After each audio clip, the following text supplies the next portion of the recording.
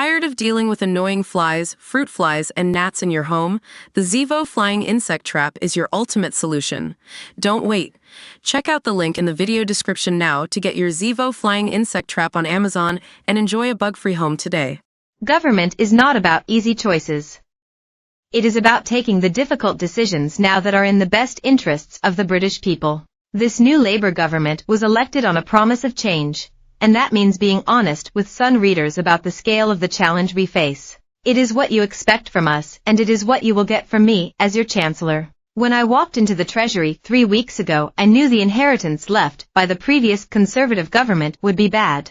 Taxes at a 70-year high, debt through the roof, and an economy only just coming out of recession. It is the worst set of circumstances since the Second World War. However, within hours of coming to power it became clear to me that things were far worse than the Conservatives were willing to admit. More than £6 billion spent on the Tories' failed asylum system. Another £1.6 billion handed over to private rail companies to pay for passenger shortfalls. And hundreds of millions of pounds spent on unfunded promises made by Conservative ministers. In fact, the findings from an internal investigation I commissioned 3 weeks ago reveal a £22 billion black hole in the public finances. That's not a black hole next year or in the year after. It is a £22 billion black hole in this year's budget alone.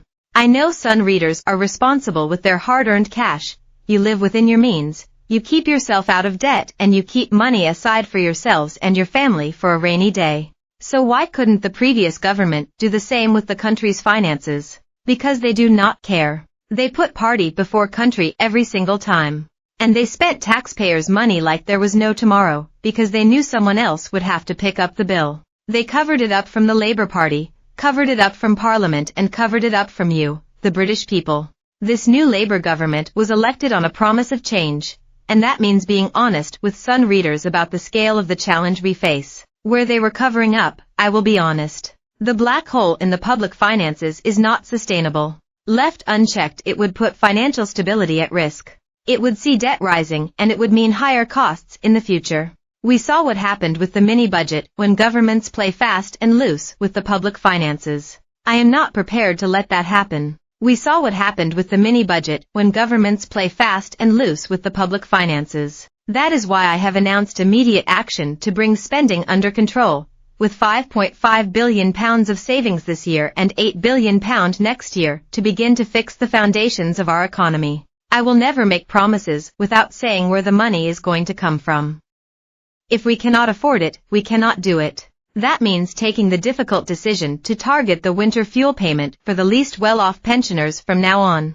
It means cancelling road projects that were promised by the previous government without the money to pay for them. It means reviewing the new hospitals program to ensure we are not offering patients false hope, but an honest and realistic plan to rebuild our NHS. These are not the choices I wanted to take, but they are the right choices I must take to restore economic stability. The right choice is also keeping taxes low for working people, which is why we will not raise national insurance contributions, income tax, or VAT. The right choice is also keeping taxes low for working people, which is why we will not raise national insurance contributions, income tax, or VAT.